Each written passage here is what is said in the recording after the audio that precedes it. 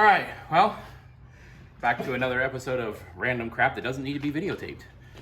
But here we are with our 96 Jeep Cherokee. It's lifted 3.5 inches, sitting on 33s, 12,000 pound winch bumper, stock engine, transmission, transfer case, stock axles. We had overheating issues, so now we're gonna put the radiator in the back. We're using a radiator from a 79 Trans Am with 93 to 97 Firebird electric fans, because cheap, and trail rig. We're gonna mount it with this aluminum C channel. I don't know what size it is. It's 2x8 by, yeah, 2x8. So we're gonna use it to mount the radiator in place, top and bottom. Nice and easy, quick and sleazy. And then we will use our threaded rod here to link it to our bar there.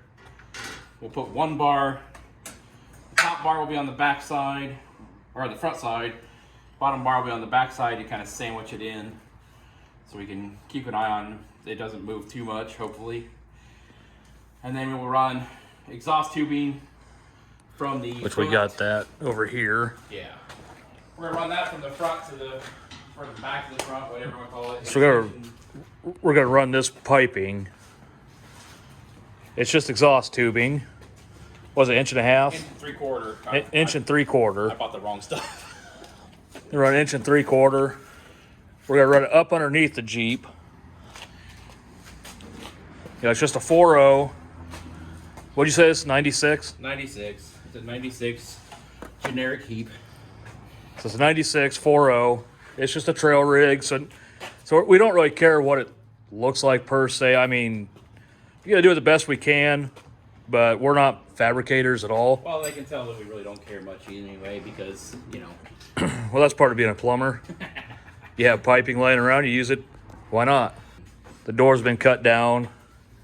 Makes it a lot easier to see what you're going up against on the trails. Made our own rock sliders. The core support will have to come back in, just minus radiator. We've got to figure out a way of mounting our awesome transmission cooler that's been dinged a few times. Zip ties. I think I might go ahead and run a fan on that too, since we got the electric fans from the stock radiator Somewhere. at that one spot. You know, disregard all the junk we have laying around. We get started on projects and we get sidetracked and start new projects and get sidetracked, and the old projects that we didn't start or didn't get far on get pushed away. And We did get this finished. yeah, we did get the go-kart finished. It doesn't look like it, but it is finished. Of course, you know, like I was just saying about the projects being pushed around, this one, what, 10 years in the making? 11 years in the making. It's been running, don't get me wrong. Had a 454, blew it up, what, 6 times? It's had 8 different motors. So 8 different engines. This time it's a 4.8 LS. Eventually we'll get it running, turboed. We're gonna film that. It's just gonna be a while. It's just money. The money thing kind of gets in the way. But anyway, back to what we were talking about. Now we're gonna Take this bar, mount it on top. We'll have to notch it, of course, for this here.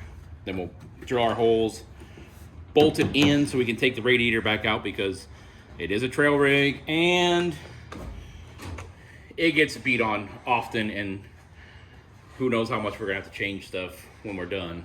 It probably won't be straight when we put it in there. It probably won't be level when we put it in there.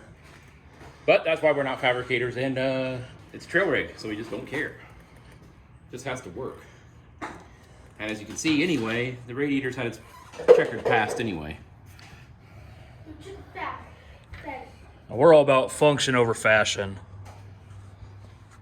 I mean, there again, obviously some stuff we want to look good, but This we just don't. I mean, it needs to look presentable. That's it.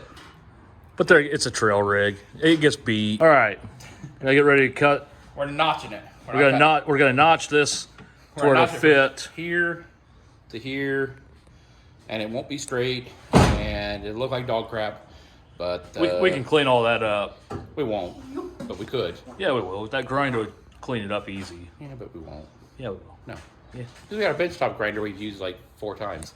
Well, no, you need a drill. You need a drill and use that. Drill press. Well, that'd make too much sense. I know. Gosh, damn it all. Well, we can't do this, though. No, but we could do that. I mean, here we're talking about he needed a grinder. Not a grinder. A drill to punch holes in the... My cordless will punch holes in this. Well, we're not worried about that. We're worried about we have a drill press we haven't used. We've used it Use the damn drill press. once. Oh. All right. Anyway, regardless. Back to what we were talking about. I have used it.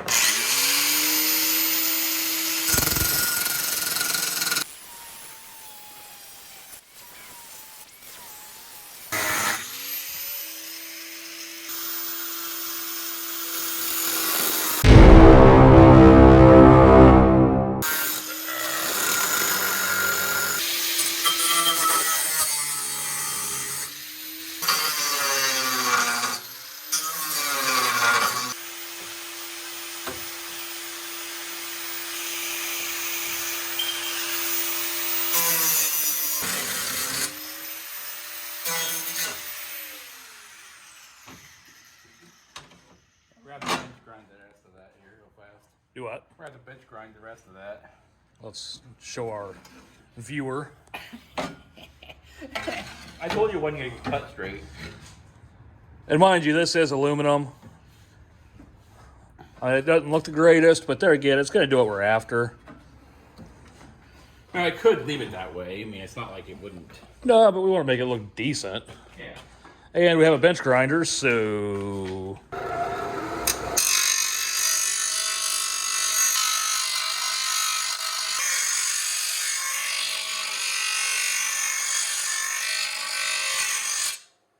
Good enough. It's not completely flat, but good enough. It's pretty decent. Yeah, I think it's all right. I mean, you know. Okay, so All right, here's our semi-final finish we're product. gonna have to pull this top bracket off to fill the radiator because it didn't. So that's why it's going to be mounted with it's going to be drilled on so we can take it off. We have bolt-on setup instead of the weld-on. And we can't weld aluminum anyway because we're not, well, if anybody's seen any previous episode, they know we can't do anything like that anyway. This is more of a true life, do-it-yourself, minimal tools, minimal knowledge, just... Yeah, it's true to I life. mean, it's... We don't know what we're doing. This is our first time doing it. We're learning as we go. Yeah, that's basically what it's going to be. Yeah, it's just I don't think the radiator's going to sit that close. I think it's going to be back farther here, but... Because then you can see we've got... We got that bottom bracket going first. This right down here is where one of the hoses is going to come through. Yeah, I think that's We've got one, I think, back there, don't we? Back over right here. over here. It's right We got the other hose line. It should, if I have it figured out right, it'll come out steel. And then we're just going to bend we'll get those flexi hoses to bend to where we need to bend to. But I think I've got it set up. In my mind. It's in my mind anyway. It's going to come out with the exhaust elbow, and then we'll go rubber hose, and everything will be connected with rubber hose for most part underneath on all the joints to hopefully. Oh, we're going to weld that also. We're going to weld a couple pieces, but most of it's going to be rubber connections. We'll have to weld a little bead on the end to keep the rubber hose on. But after that, then most of the connections will be rubber though, just to help with vibration, and it will move. It's going to move no matter what. Even if you solid mount the thing, it's still going to move like an exhaust pipe would. So, But we're going to come up through these holes with... it should come up with the exhaust elbow, and then we'll should have. This is kind of along the lines of what we're talking about. You're gonna have just exhaust tubing. I've got the. We're gonna put the rubbers on there and put a bead back here I had an elbow around to keep the rubbers from moving too much. They won't pop off. They'll get pressure if you don't have a kind of a bead on them. They'll get too much pressure and pop off. We'll have this elbow coming up through the holes. And there again, we'll put beads.